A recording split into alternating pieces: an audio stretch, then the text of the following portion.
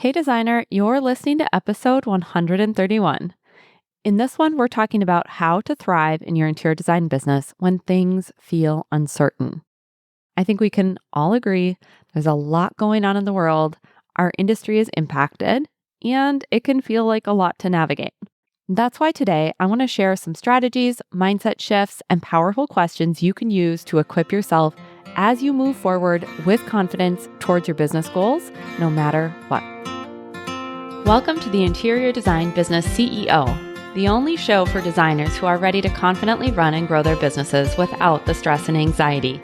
If you're ready to develop a bigger vision for your interior design business, free up your time, and streamline your days for productivity and profit, you're in the right place. I'm Desi Cresswell, an award-winning interior designer and certified life and business coach. I help interior designers just like you stop feeling overwhelmed so they can build profitable businesses they love to run. Are you ready to confidently lead your business, clients, and projects? Let's go. Hello, designer. Welcome back to the podcast. I feel like I'm in a nature show right now. I just was looking out my office window, and it appears that there's a pair of trumpeter swans that are nesting on our lake, which I saw them last year. They nested on the other side and was closely tracking their progress, but now they are in view this year from my own house. So I'm really excited about this. I was obsessed with the book, The Trumpeter Swan, I think maybe it's The Call of the Trumpeter Swan. I can't remember the exact title, by E.B. White when I was in third grade. And as I was checking on the trumpeter swans, I saw that we actually have a great blue heron right out on our dock right this minute. So here we are, National Geographic.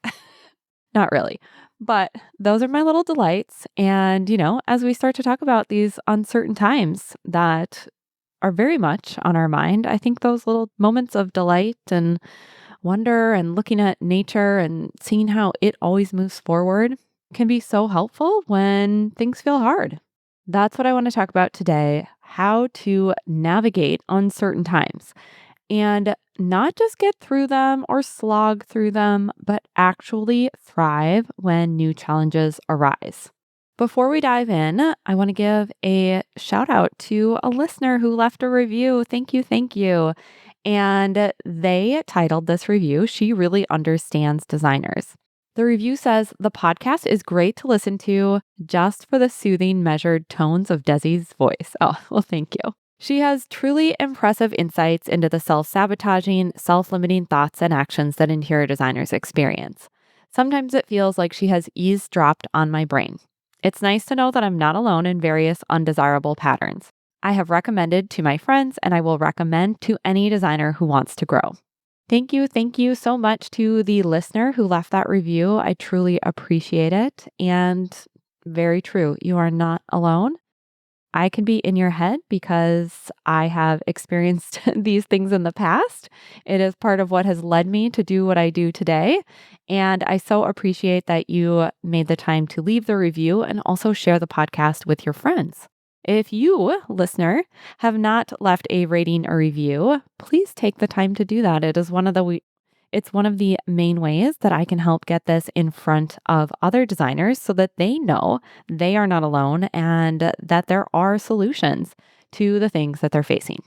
With that, let's get started with today's topic. It's inspired by conversations because, yet again, you are not alone, right? I've been having these conversations about things feeling uncertain with my private coaching clients, with listeners who have written in. And let's face it, we're all aware of these headlines that we're encountering. We can't miss it.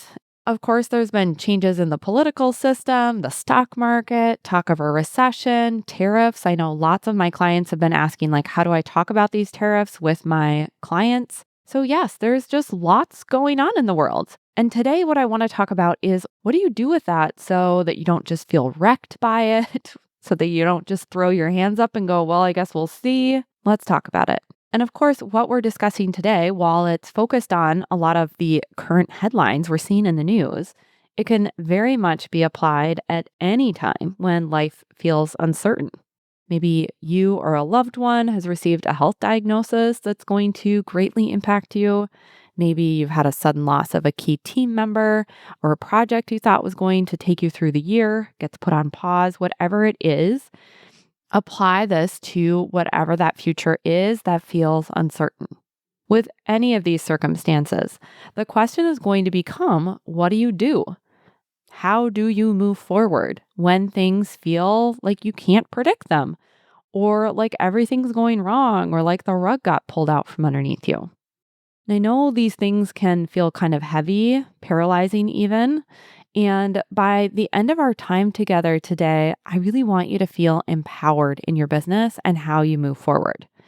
I don't want you seeing these headlines or whatever it is that you're encountering as a reason to stay stuck, spinning in, or be in a position where you're making really reactive decisions and changes.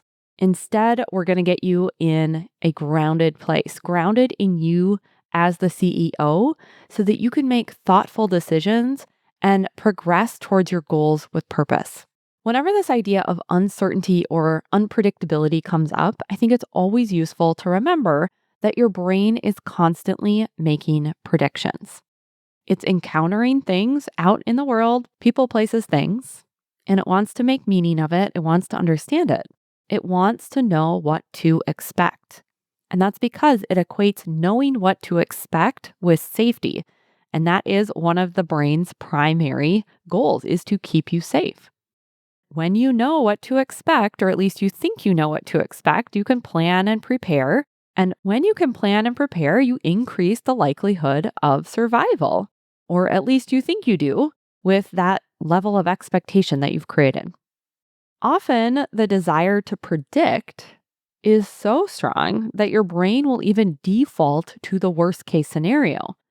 Well, for sure, this is going to happen, just so it can feel in control of the future.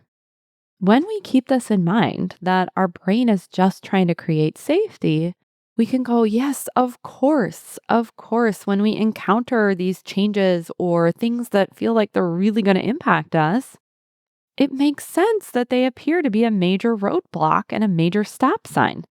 With this tendency to want to be able to predict, then we want to essentially know what the circumstances will be in order to feel like we can make a plan, to create that security for ourselves, or to make decisions or take actions.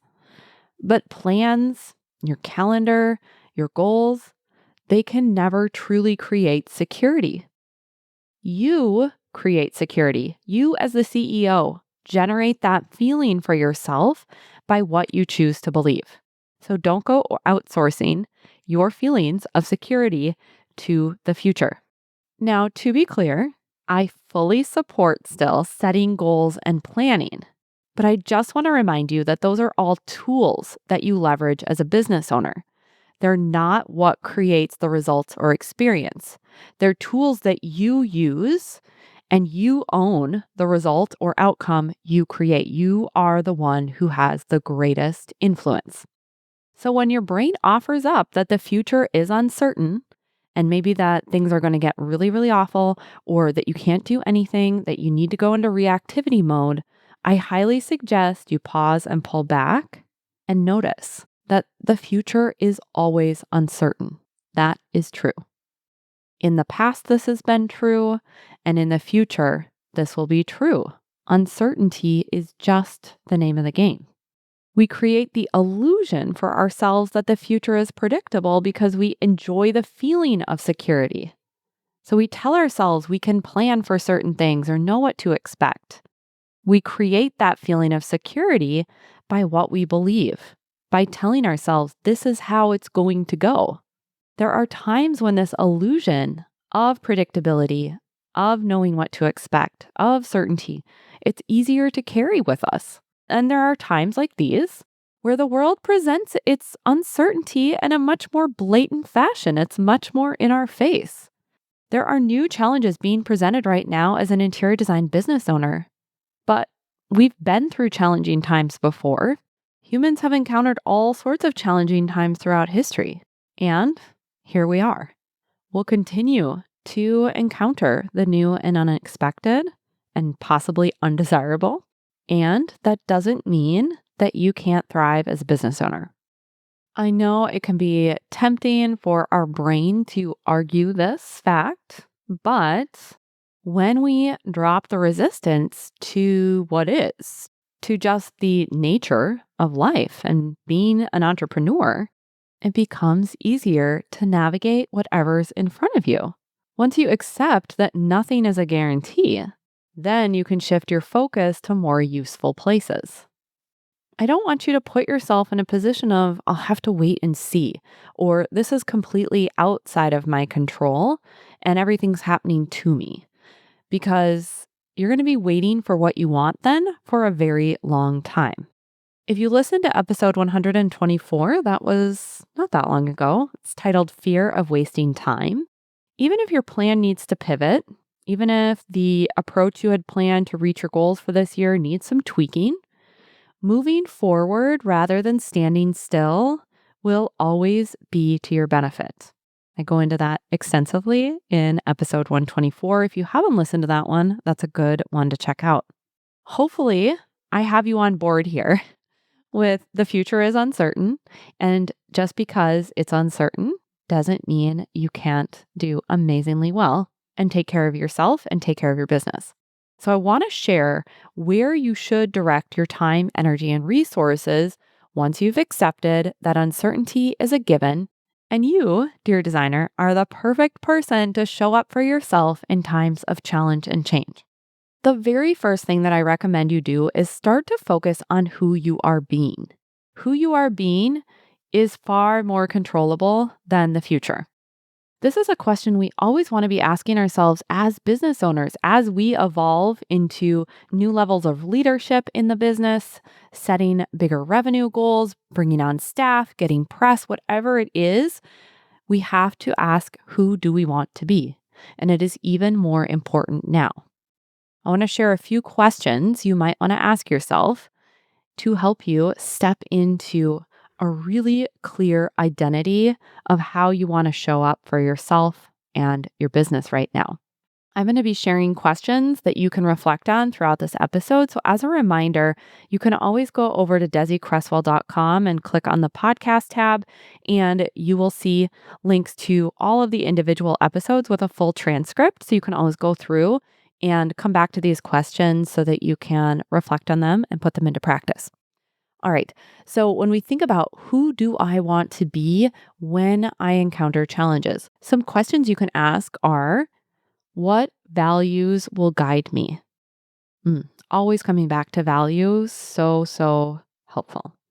You might also ask you, how will I make decisions? Or what rituals and routines will help me keep aligned and focused? Or you could even use this as a way to sort of tap into who you're being now and who you're becoming as your future self. And think about, what do I want to see or experience as I look back at myself being the person who has overcome these challenges? That can give you some great insight as well. With all of the incredible business building tactics and strategies that are available to you as a business owner, I think it's easy to forget that you are the greatest asset in your business. You are the creator of your results. Yes, we can employ lots and lots of different strategies, but when we come from the place of who we want to be and how we want to show up in the creation of those results, everything becomes easier and becomes much more effective, and it's more fun too. A longtime client of mine recently shared this incredible image with me that she used to guide herself through a really challenging time over the last year. And she described it as being a tree. And she was the strong tree trunk. The leaves, the branches, they could blow in the heavy wind, but she anchored herself in this imagery of staying sturdy as the trunk. And I thought this was such a empowered way of looking at her position in the challenges she encountered.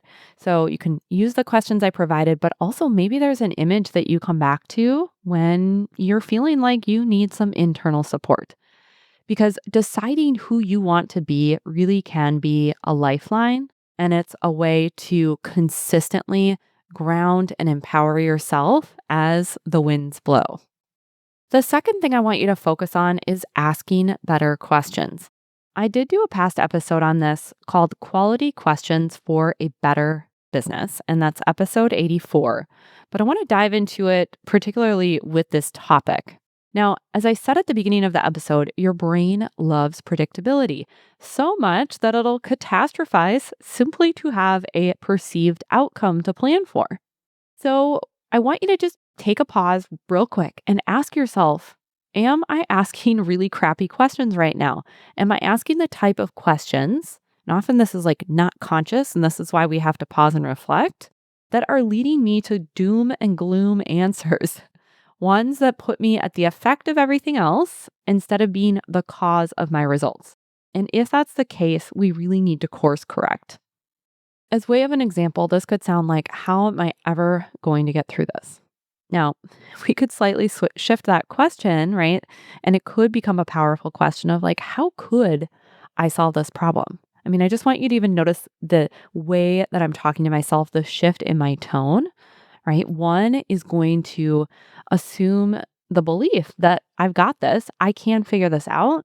And one is assigning you to a role of drudgery and muck and trying to claw your way out, right? Another one would be like, when's this dumpster fire going to stop? I even want you to just think about how you're talking about world events right now. Maybe talking about the world as a dumpster fire. I'm hearing this phrase so often, but maybe it gets you going in a way that then you go out and take action and make the changes you want to see in the world, in your community. But I would say for the majority of people, when I hear them refer to current events in that way, that type of talk just leaves them feeling in despair with a lot of internal angst without outward action or doing anything about it. So I guess this is like a tangent bonus tip of not just asking better questions, but noticing how you're talking about what is happening. Now I want to give you some better questions to ask. The first one being, what possibly faulty assumptions am I making? Maybe it's that you're assuming no one wants to spend money right now. And if you want to borrow one of my beliefs, is that there will always be people who have the funds and desire for luxury services. I believe they will always be there. And with that belief, you just need to work on finding them or establishing relationships that would help introduce you to those people. Another assumptions might be that you can't reach your goals because of XYZ. Or another way of putting that would be, I can only reach my goals if XYZ happens. I want you to question this. You're making an assumption without poking any holes. That is coaching, right? A lot of times, poking holes. And you could see that, well, what if maybe just the way that you thought you were going to reach your goals, you were mistaken about the way that would happen? Maybe another approach is needed, but that is not the same as, if this doesn't happen exactly this way, then I can't have this. One leaves you with no options, and one opens you up to possibility and next steps. Another great question you can ask here is, what can I influence? If your business has space available where you're not at capacity and you want to be serving more clients, marketing is where you need to go. Of course, we can never force anyone to hire us, but what you could influence is your marketing. So you can always review, what has been working for me? What have I been doing? How have I been doing it? Where have I been doing it? And then leverage those strategies. I know for one of my clients, they've really been leaning into their Instagram strategy and making some up levels there because they know that that's something that works well for them historically. And they know that with some of this uncertainty, there's an opportunity there that they can influence. Maybe another thing, even with marketing, could be you could influence how you are presenting your message about how you talk about who you work with or how you work or why a client would want your product or service. You could also definitely influence the relationships you're developing and nurturing. I know I've talked about this on the podcast before, but relationship-based marketing is something that I am a strong proponent of and can be so influential in getting in front of the right people who want to work with you and who are a fit. The last question you could explore here, and of course, not the last as in the last ever, but the last I'll share with you, is what are my opportunities? Maybe there's a new way of delivering your services that you'd really like to explore and see could fit with the current marketplace.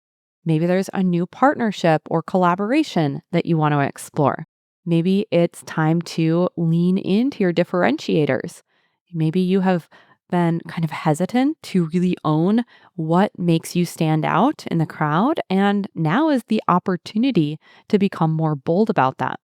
Episode 109 with copywriter Deb Mitchell, we talk about up leveling your brand messaging and positioning. That would be a great one to listen to. All right, two more areas I want to share that you should focus on to really thrive in times of uncertainty. The next one is sticking to the facts. I always want to come back to the facts. That's not to say there's not a place for intuition and creativity, but when we don't have the facts, we can easily default to those faulty assumptions.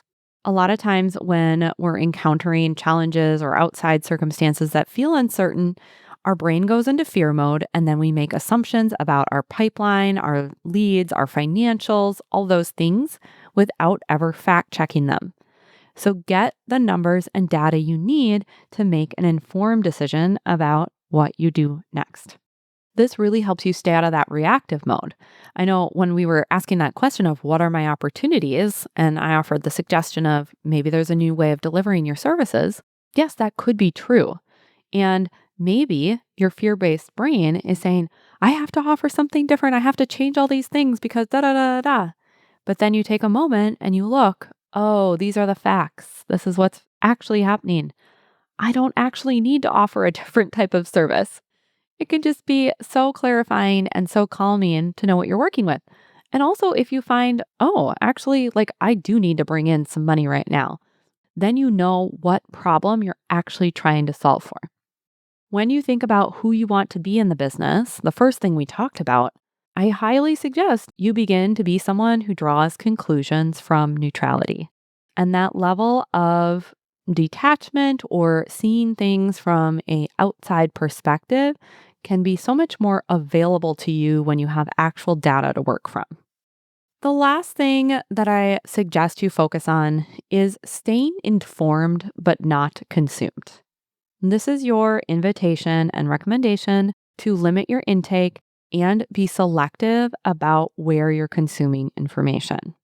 If monitoring the news or engaging in arguments, either in your head or online, is consuming a lot of your time and mental bandwidth, I highly recommend deciding how you want to engage with news cycles or just even engage in conversations with other people or just any other kind of updates that you're receiving.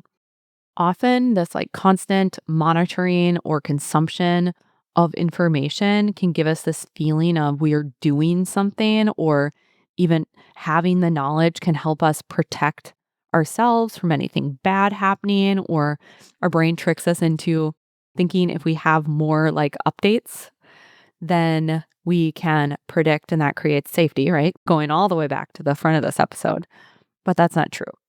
You really can be informed and care about what's happening without having it be a constant distraction or just having it in your face all of the time. The ability to stay focused and nimble during times of increased challenge really is essential for your mental and emotional well-being, in addition to the growth of your interior design business. Right now that we've established that the future is always and will always be uncertain, your job as the CEO is not to wait out stability, but rather to build your resilience and show yourself you're capable of navigating running your business no matter what comes your way. And it's also your responsibility to give yourself supportive circumstances, like getting yourself the information you need to make decisions and to be conscious of what you're putting in and what you're exposing yourself to and the impact of that to whatever extent that might be. I'm confident in your capacity to pivot, to change, to figure things out. And I hope that you are too. You're strong And I want you to stay grounded in your decisions and your ability to adapt. If you want to hear more on a similar topic, you can go all the way back to episode 18, How to Recession Proof Your Business. And I'll have some different angles that I explore in that episode. And I think it's kind of interesting too, the fact I did that episode over 2 years ago. When I was looking for the episode number, I was kind of surprised how long ago that was. And, back then there were rumblings of a recession that did not come to be. And, really it's just another reminder that that unpredictability is always there and that you're ready and you've got this. You really do. All right. So that's what I've got for you this week. And of course, next week, I'll be back with a brand new topic for you. If you're not already subscribed, take a moment to hit that follow button. I have some great episodes planned for you. And until then, I'm wishing you a beautiful week. Thanks for joining me for this week's episode of the Interior Design Business CEO. If you want more tips, tools, and strategies, visit www.desiCresswell.com, where you'll get immediate access to a variety of free resources to help you take what you learn on the podcast and put it into action. And if you love what you're hearing, be sure to rate, review, and follow the show wherever you listen to podcasts to ensure you never miss an episode. I'll talk to you next week.